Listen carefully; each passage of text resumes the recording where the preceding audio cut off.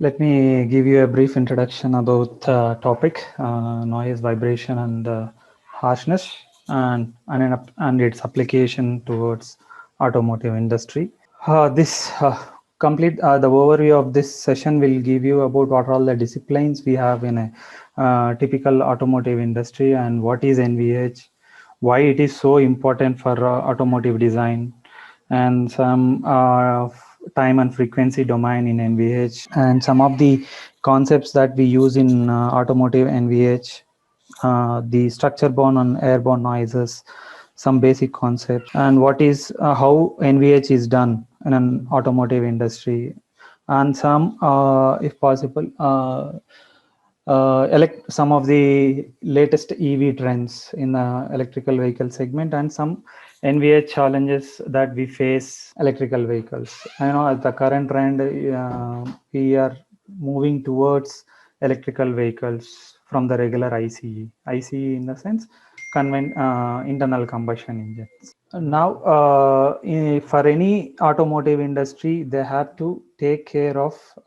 the basic main disciplines like MBD in the sense multi-body domain, and crash, NVH, and durability. So to design any car, here the car has to meet the necessary targets in all the four disciplines. So if we come to the MBD, in MBD, they do the multi-body simulations where they extract the forces from all the dynamic parts where you have the motion of any substance. And then for any part to undergo that dynamic force, you need to have a certain strength. To meet that, we do the multi-body simulations, because when the car undergoes in motion, it needs to have basic the load carrying capacity of the structure. So in that, we do the multi-body simulations. And then moving to the crash, as you know, the name itself, you say crash. I mean, when you typically when you are driving on a road,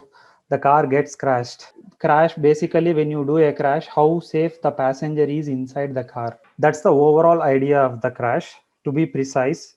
So to meet these requirements, we do tests in a different conditions. I mean, when you do a bumper to bumper crash, when you have a frontal impact, when somebody comes and hits you from behind, and a truck hits you from the side.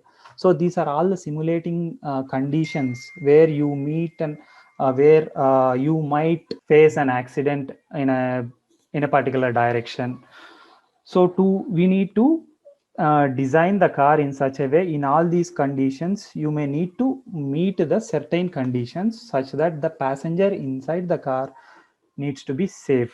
But obviously, you cannot design a car when if a truck is coming at 100 kilometers per hour or 120 kilometers per hour. That's highly impossible. We will set a target, like maybe if a truck is coming at 50 kilometers per hour and you meet an accident, you will be still safe inside. You will have that reference. So for any part you design, you will have a certain reference value. Even for any electronic parts also, you cannot use your device more than certain time, because the charging gets dried up so soon, because the battery capacity is that, based on the battery capacity of your phone or your laptop. So for that particular of amount, the phone is designed in such a way that it meets that particular time. Similarly, your crash requirement is also like that. So you will define a particular speed requirement and you design the car for it. And next major one of the domain is in durability, you have a repetitive load. Suppose, for an example, I have a 10 kg of load, and this 10 kg of load is applying continuously over the time period, maybe for 0 to half an hour or 2 hours or 3 hours, because this is the actual condition when you drive on the road. Whether will your part be sustained without any failure or fracture. This is the area where we design our parts, and we call it as a durability. These are all the four disciplines which necessarily and mandatorily you need to pass in all these domains to design your car. And for every domain, you will have a target which you need to meet those targets necessarily to safeguard, I mean, to safely design your vehicle. And one of the last but not least is NVH. So NVH is one of the major domain where we focus, is a more top priority in the automotive industry, because this is where people feel, and people feel the fatigue and people feel the vibration, and that is why this has a major prominent role in automotive industry. And it has various applications, not only in automotive, it has different application in civil engineering too, when designing the tall structures and various other applications you have. And let's go through NVH discipline, because the major agenda is for NVH. Yeah, next, what is NVH? NVH is a simple short form which means noise, vibration, and harshness. As you know, everyone, some it's basically how you listen to the sounds. Basically, some people may feel that it is basically an unwanted sound. If you feel that sound is very disturbance to you, and you call it as a noise, and if for some people you feel it is pleasant, you call it as a music. So it is just how each individual.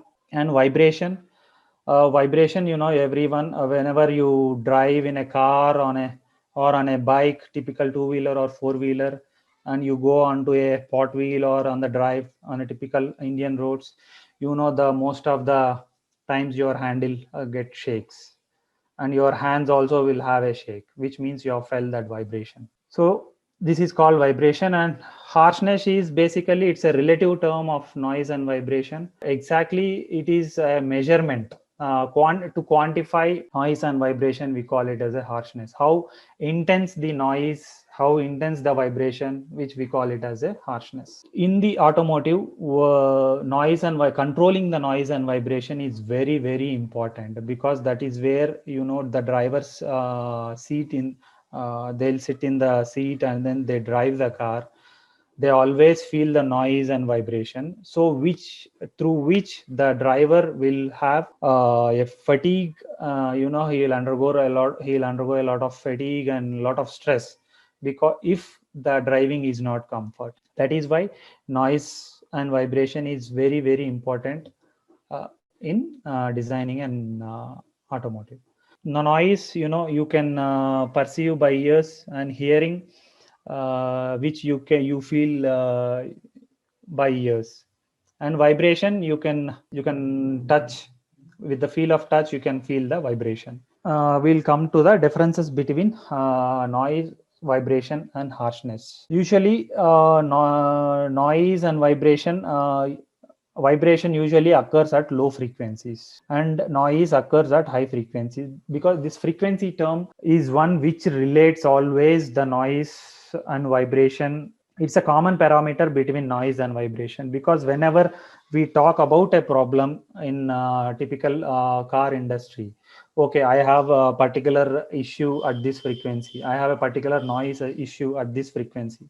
So to relate any issue or any kind of phenomena, we always most often we deal with frequency. So it is important to know about the parameter called frequency, and this frequency is the one which always talks about the phenomena in noise and vibration.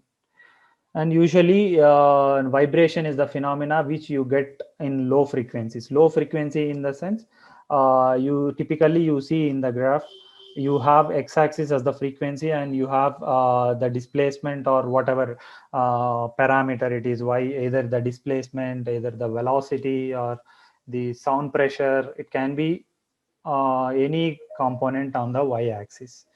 So all these parameters are compared with respect to a frequency as taken as an x-axis. Typically, the vibrations come in the low frequency zone. If you see from 0 to 100 or 120, usually the vibration phenomena you can see in the low frequency domain.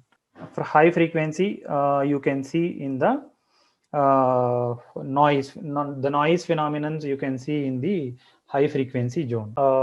Yeah, I mean, when you say vibration, it is basically driven from the structure.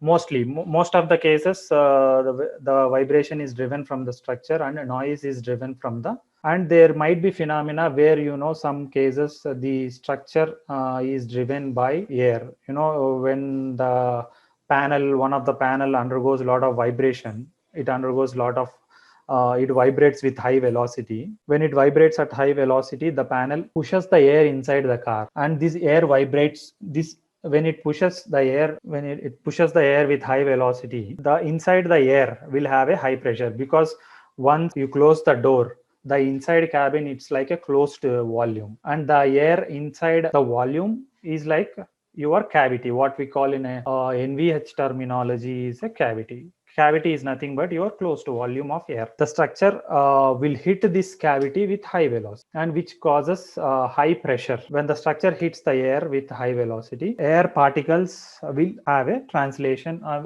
will have a movement, which causes which causes the pressure differences. When these pressure differences happens, you have the noise. That is how typically the noise generates. This can be in the mid frequency zone also, and usually when air to air transmission happens, it will be in the higher frequency. When if it is majorly, if it is driven by structure, it will be in the low frequency. Okay, that is how usually the vibration, and that's a major difference between noise and vibration. The terminology, when we say vibration, we call it as a tactile responses. Tactile in the sense where you can feel by touch. When you are driving in a car, you touch the steering wheel, and the steering wheel vibrates. So what are the responses that you get on the vibration on the steering wheel is a tactile.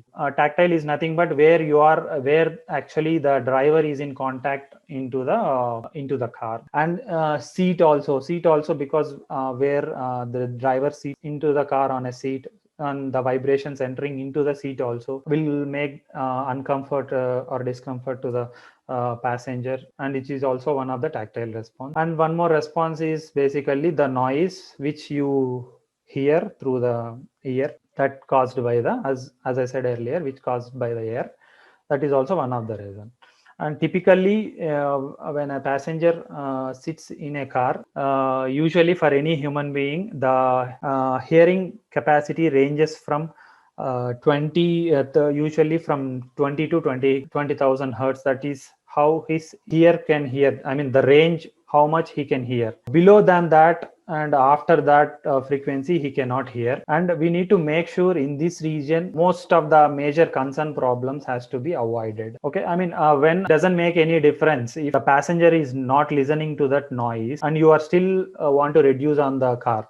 For example, if your issue is above the 20,000 hertz, and you are trying to rectify that, it doesn't make any difference, because you are adding cost on the vehicle, because the passenger cannot hear that noise because of your hearing capacity or whatever it is, which increases your cost. So you need to make sure you have to play with all these phenomena. Make sure the passenger sitting inside the car feels comfort, as well as you have to maintain the overall cost of the vehicle when you design. Next, moving to the slide, why NVH is so important. You can see one of why NVH came into prominence, why typically NVH came into prominence. Here is one of the great video. From this phenomenon onwards, people started really looking into NVH.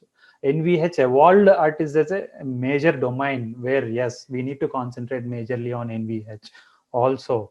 And this is the triggering point. Maybe you can just see this video.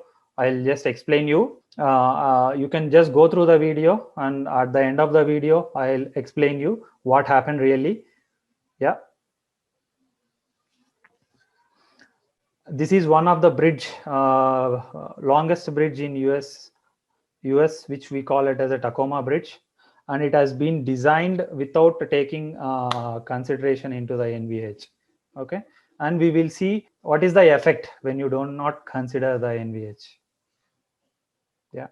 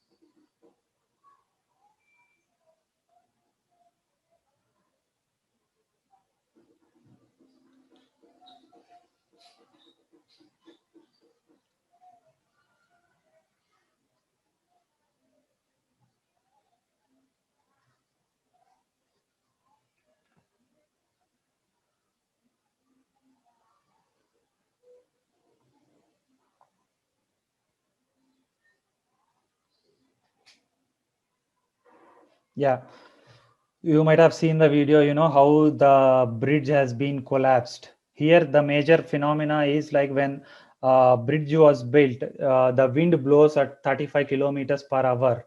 And usually when we design a structure, any structure, it will have its own natural frequency. It is like inbuilt feature of any structure. For any structure, you will have a natural frequency, depends on the stiffness of the part and mass of the part.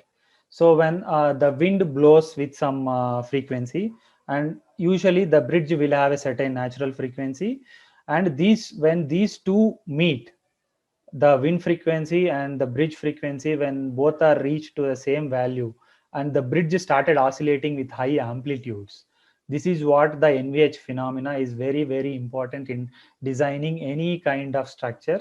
And when it vibrated with high amplitude, you see the resultant, the collapse of the bridge. Next, yeah. This is a simple explanation why we need a time domain versus frequency domain, because we always talk in NVH terminology with frequency.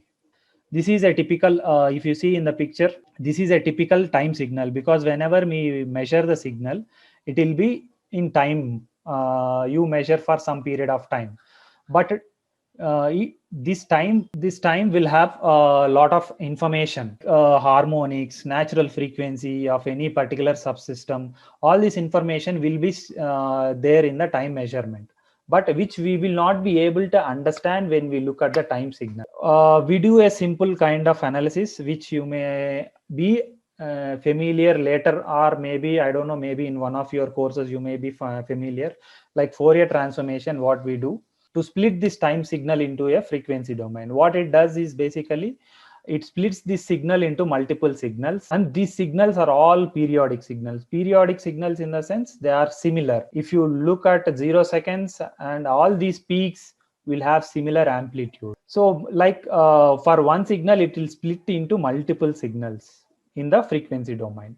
And if you see in this, if you look at from this perspective, you can see this signal. Okay, at this frequency I have this much amplitude, at this frequency I have this much amplitude.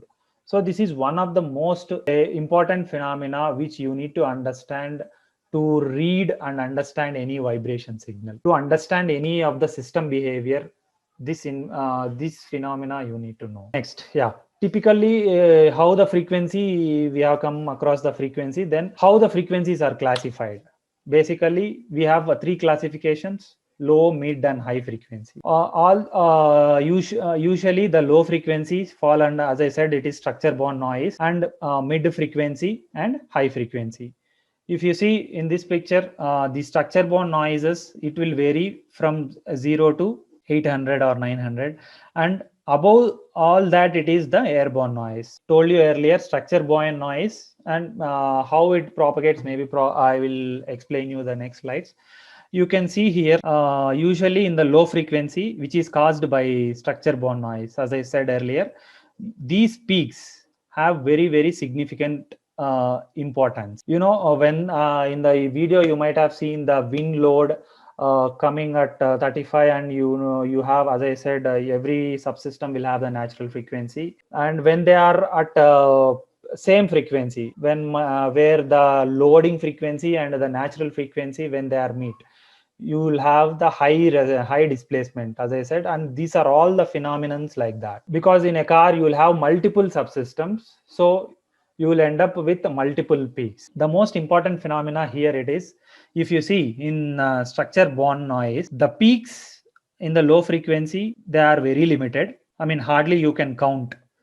And when it comes to mid frequency, they are a little higher, but still you can tackle. But when it comes to airborne noise, you see there are it is like zigzag, which you go confused. You really don't know what to do, how many peaks are there. And this is where your CAE simulations will divide, because it is easy to understand the behavior, how it behaves at these peaks. And probably you may spend up more time in, because here there are limited peaks, you can still try spending more time to understand, but here you cannot spend. This is where you need to typical kind of this kind of analysis we cannot do here, and you need to have a different analysis, which maybe we will discuss detail in more. Maybe I would say here in the airborne noise, as I said, high frequency, where you need energy based approach methods. Here in the low frequency, we can do regular CAE FE based approach. And in the mid frequency, you have a different approach. Few companies will use and few companies may not. Call it as a boundary element method.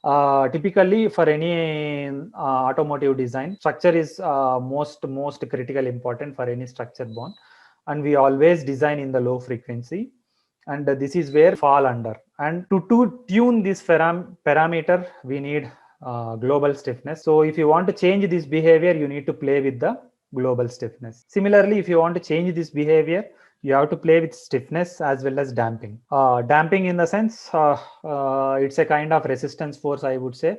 Whenever you might have seen when you have oscillate a simple pendulum, at some period of time, the pendulum will come to rest because air is there. Air is the one which is resisting the pendulum motion, which we call it as a damping. So similarly, we have dampings, different type of dampings into the car, which resist the motion, and you have to play this. It has a very detailed significance, which in detailed maybe in various other courses, in vibration courses, you can come to know more detail. And yeah, in airborne, this is typically another approach where you deal with SCA. That is why these are all the effects of packaging. Energy based approach we solve with statistical methods, because it is very difficult to tackle at every peak. So we go with frequency ranges. Okay, maybe 50 to 100 hertz, how much energy is pumping in and how much energy is going out. In this fashion we deal, and the main deciding factors are absorption, mass, and sealing. So many parameters. That is why in a typical automotive, you see there are carpets on the bottom, on the floor.